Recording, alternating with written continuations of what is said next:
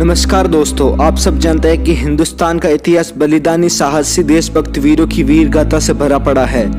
ऐसे वीर जिन्होंने भारतीय संस्कृति, रीति रिवाज और स्वाभिमान की रक्षा के लिए अपना सर्वस्व न्यौछावर कर दिया। ऐसा ही एक वीर और धर्म बलिदानी कान्हा रावत ने सन 1640 में बहीन गांव में चौधरी बीरबल के घर जन्म लिया।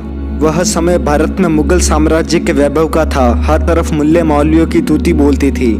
कान्हा ने जन्म से ही मुगलों के अत्याचारों के बारे में सुना था। यही कारण था कि कान्हा को छोटी सी अवस्था से ही लाठी, भाला, तलवार, ढाल चलाने की शिक्षा दे दी गई। मुसलमानों की धर्मांधता पूर्व नीति के फलस्वरूप मथुरा की पवित्र भूमि पर सदैव ही विशेष आघात होते रहे। वहां के हिंदुओं को दबाने के लिए औरंगजेब ने अब्दुल नबी नामक के एक कट्टर मुसलमान को मथुरा का फौजदार नियुक्त किया। सन 1678 के प्रारंभ में अब्दुल नबी के सैनिकों का एक दस्ता मथुरा जनपद के चारों ओर लगान वसूल करने निकला। वीर गोकुला जाट के कहने पर किसानों ने लगान देने से इनकार कर दिया। मुगल सैनिकों ने लूटमार से लेकर किसानों के ढोर डंकर तक खोलने शुरू कर दिए। बस वहीं से संघर्ष शुरू हो गया। औरंगजेब के समय भारत में बहुत सी जगह पर जाट, गुर्जर, अहीरों ने विद्रोह शुरू कर दिया। मुगल साम्राज्य के राजपूत सेवक भी अंदर ही अंदर असंतुष्ट होने लगे, परंतु राजपूत नेतागण मुगल शासन के विरुद्ध विद्रोह करने की हिम्मत न कर सके। असहिष्णु धार्मिक नीति के विरुद्ध विद्रोह का बेड़ा उठाने का श्रेय उत्तर प्रदेश की कुछ जाट नेताओं और जमींदारों को प्राप्त हुआ। औरंगजेब के समय कान्हा रावत, गोकुला जाट, नंदाराम, उदय सिंह जाट और ऐसे बहुत से जाट वीरों ने अपना बलिदान दिया। उस समय बहीन के एक बंगले में 23 जगहों के पंचों और मुखियों को बुलाकर एक विशाल पंचायत बुलाई गई। इस पंचायत में बलबीर सिंह ने गोकुला जाट को आश्वासन दिया कि वे अपनी आन बान शान के लिए अपने प्राण तक न्यौछावर कर देंगे, लेकिन विदेशी आक्रांताओं के समक्ष कभी नहीं झुकेंगे। युद्ध करने की समय सीमा भी तय हो गई। जंगल की आग की तरह यह खबर विदेशी आक्रांता औरंगजेब तक पहुंच गई। उसने अपने सेनापति शेर खान को तुरंत बहीन भेजा। बहीन गांव के चौकीदार चंदू बारिया ने औरंगजेब के सेनापति दूत शेर खान के आने की सूचना दी। शेर खान को आदर सहित बंगले पर बुलवाया तथा उससे आने का कारण पूछा।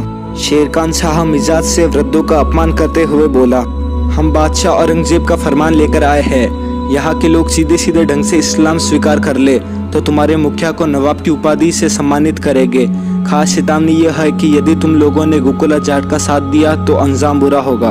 बस अब होना क्या था, जाट का खून था। इतनी सी बात सुनकर कान्हा रावत वहां से उठे और भाला लेकर वापस आए और शेर खान पर टूट पड़े। गांव के वृद्धों ने उनको रोकने का प्रयास किया, लेकिन वे असफल रहे। इधर शेर खान ने भी अपने साथियों को आदेश दे दिया कि वे इस छोकरे को शीघ्र काबू करे और बंदी बनाए।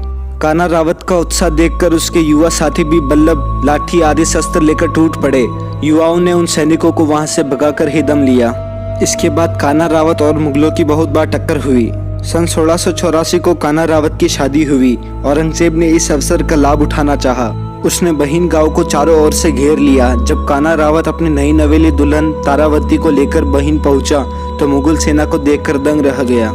कान्हा रावत को इस्लाम धर्म स्वीकार करने के लिए बहुत प्रलोभ दिए गए, परंतु मातृभूमि के मतवाले को गुलामी की जंजीरें मंजूर नहीं थी। इसलिए कंगन बंदे हाथों से मुगल सेना से भिड़ गया। बताया जाता है कि शाही हथियारों के मुकाबले लाठी, फरमा, बल्लम और भालों से किया गया। जाटों ने मुगल सेना के छक्के छुड़ा दिए। यदि फिरोजपुर से मुगलों को नई सैन्य टुकड़ी का सहारा नहीं मिलता तो मैदान जाटों के हाथ रहता।